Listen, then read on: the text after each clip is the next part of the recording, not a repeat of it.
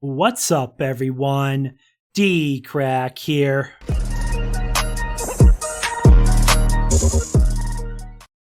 So, alright, we have a new Mr. Nightmare video. It says 3 disturbing true dog walking horror stories.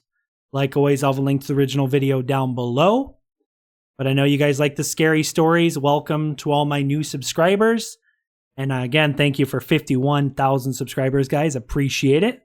Well, let's check out 3 disturbing true dog walking horror stories by Mr. Nightmare.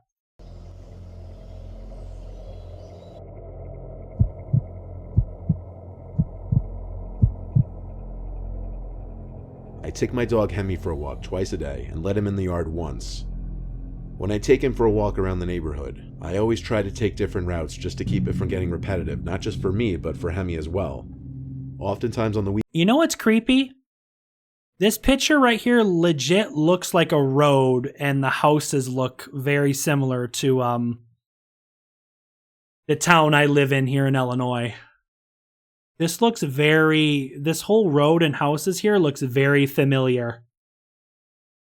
Wouldn't that be funny if Mr. Nightmare looked up like just random city street or something and picked a picture from the town I live in? Weekends, I take him for longer walks since I have more free time. Hell no. And I don't have the stress of other work-related things still lingering in my mind. On a cloudy, humid Saturday evening, it was one of those times that I decided to take him on a long walk. I'm talking like almost an hour. We were in a part of the neighborhood I wasn't too familiar with. I found a walking trail that was part of the town's huge nature preserve. It was a rather low-key path. There didn't seem to be any other people on it but me. It was a rather narrow path with woods on either side. It wasn't a cement bike path. Am I the only one gonna point out those creepy looking clouds? Those are some scary looking clouds. But me. It was a rather narrow path with woods on either side. It wasn't a cement bike path like the other trails in the preserve. Hemi led the way, pulling the leash harder than usual. Don't go down there, no. By all no. the new random smells he was picking up. Eventually on the trail, we passed this little square park. It had a swing set and little playground, along with a basketball court, or rather what was once a basketball court, as there were no hoops. I decided to walk in through the little opening, as Hemi was going crazy over something. I was planning on just sitting on one of the benches facing the playground to take a break because I was getting a little tired. But when I sat down, Hemi kept pulling and started barking at something. He'd only really do that when he saw another dog or animal, sometimes people, but less often. So I entertained it and got up and started giving him slack to run towards whatever he thought he saw. What? I looked into the woods but couldn't see anything.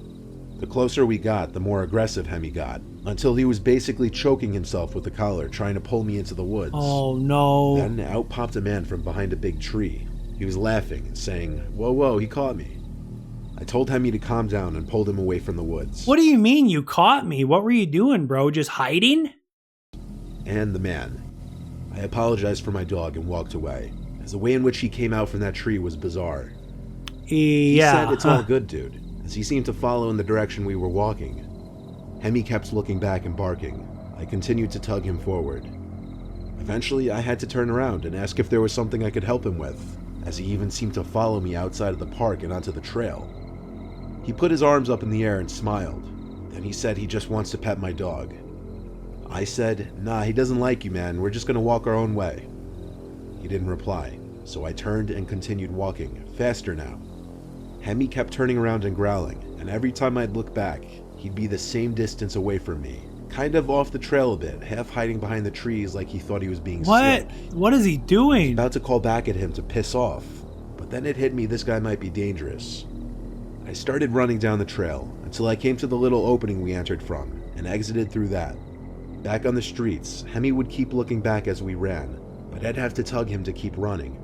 Ugh. We ran all the way back to my house without stopping. I actually do cardio regularly, so I wasn't concerned about that guy keeping up. I highly doubted it, especially since Hemi stopped looking back eventually. It was now a couple hours after getting back. Hemi was in his bed, which was right next to mine, when he unexpectedly lifted his head to look at the window. No, don't tell me that dude frickin' followed him home. Oh gosh, how did the guy find out where he lives? He said he ran all the way home. I don't think that older guy could have kept up with him, could he?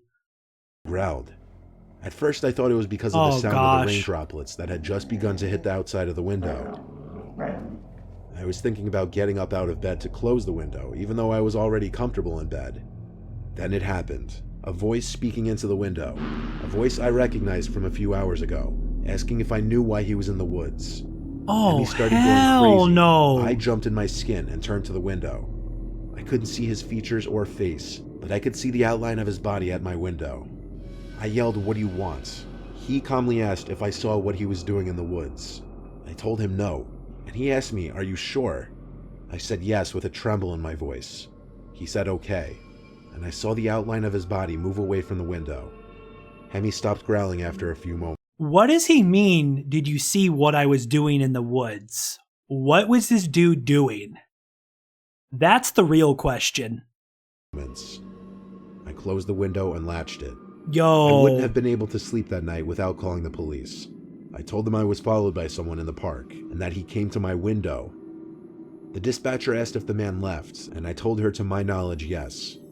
She said if he were to come back, to call 911 again. She implied it was a busy night since it was a Saturday. I did feel comfort knowing Hemi would give me a warning at least if he were to come back. He didn't end up coming back though, thank God. The man's words, "Did you see what I was doing in the park?" Yeah. still don't really make sense to me. I wonder if you were implying he was doing something he didn't want others to see, and that he was worried I witnessed it. But that alone would raise even more questions. I don't think we want to know what that dude was doing. I don't think we want to know. Nope. It was a regular night in the summer of 2010. I was taking my dog Poppy out for his nighttime walk. I usually take the same route. Sometimes I'll stray down one different block, not always though. This one night, I branched off a familiar block to a not-so-familiar one. All that I knew of this block was that there was an abandoned house on the corner. It's known as the Murder House. I've only ever passed it while driving. That sounds fun and exciting. Let's go explore the murder house.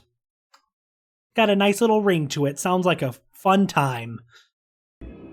The first time I saw it, I slowed down just because it's such an eyesore. Sounds like a fun time. Sticking out like a sore thumb from the rest of the houses. I never could understand why the town wouldn't just tear it down. Because nobody wants to live there. History. The reason no one ever bought it was because of the murder of a young woman inside, potentially by her boyfriend. He was never to be heard of again. No body, no signs of leaving, nothing. Walking down the block, I saw the house slowly getting closer. I already planned on stopping in front of it to take a look, but Poppy actually stopped before I even did, and just looked at the house.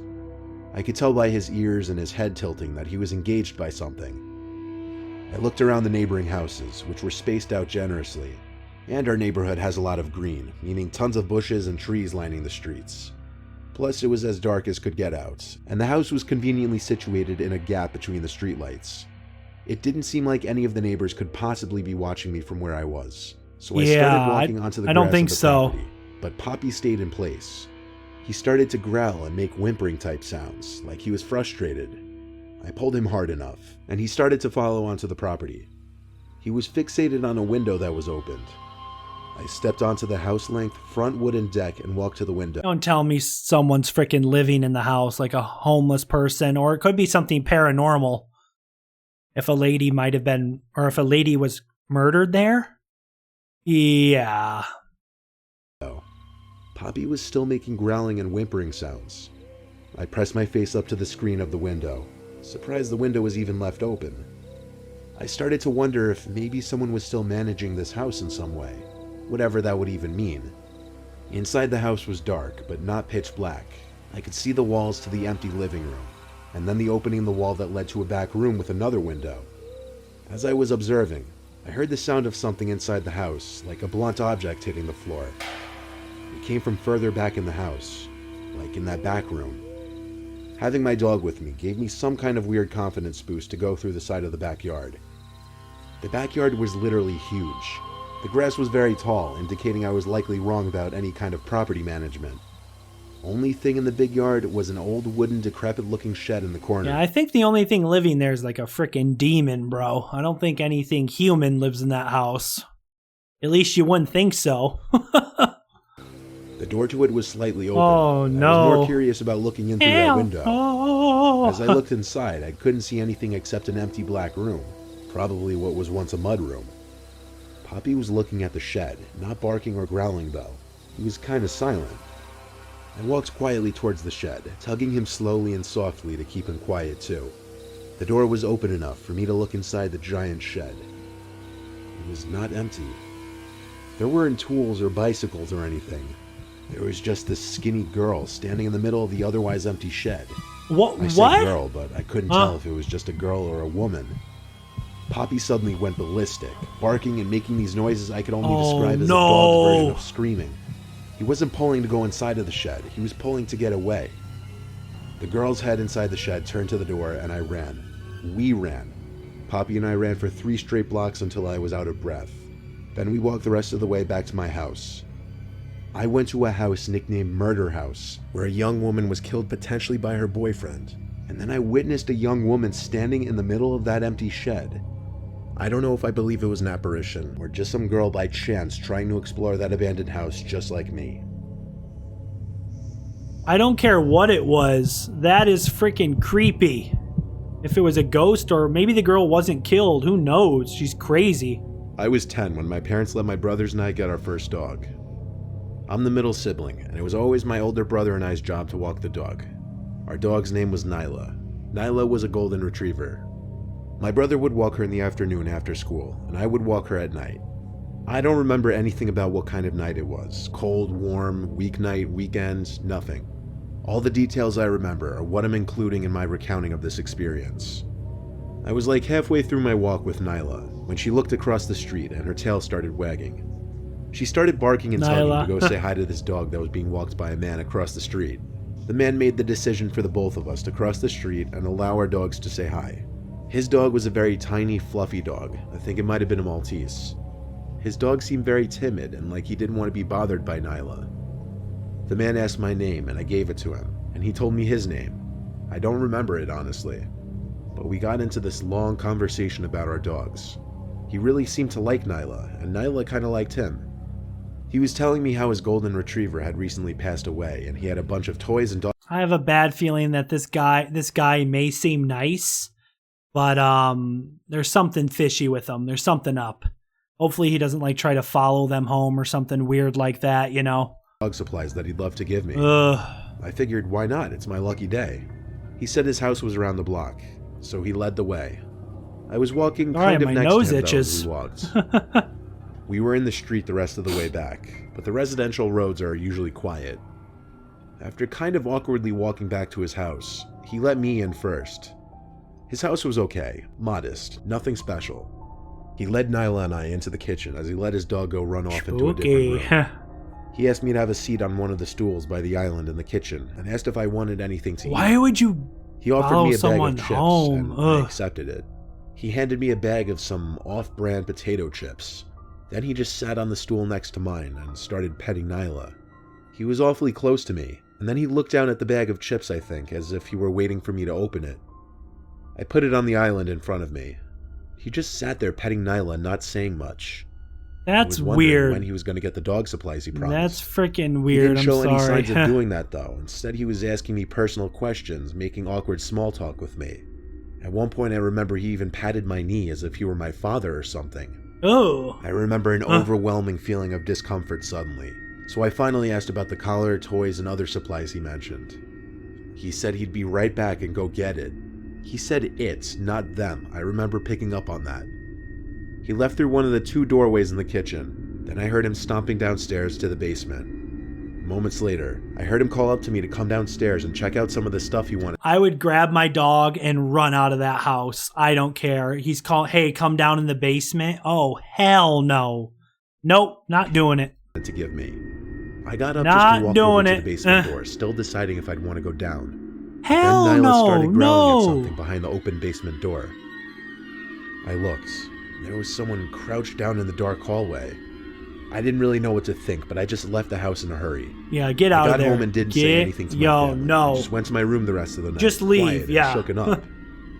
It was the first and only time I ever felt I was about to be targeted for being a young age. My only explanation was there were 2 men in that house, and the second I'd walk into that basement, the other would have shut the door on me. I didn't tell any of my family about it simply because it made me uncomfortable and honestly slightly embarrassed. Telling the internet anonymously is completely different.